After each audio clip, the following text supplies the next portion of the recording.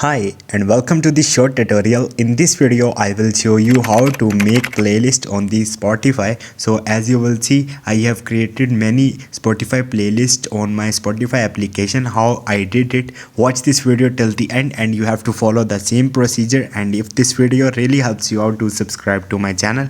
So first of all, you have to open your Spotify mobile application and you have to click on the your library from the bottom. As you will see, once you will click on it, now you have to click on this plus icon on the right top. Once you will click on it, here you have to write the name of your new playlist. So let's pause tutorial again. This is my playlist name. Simply click on the create button.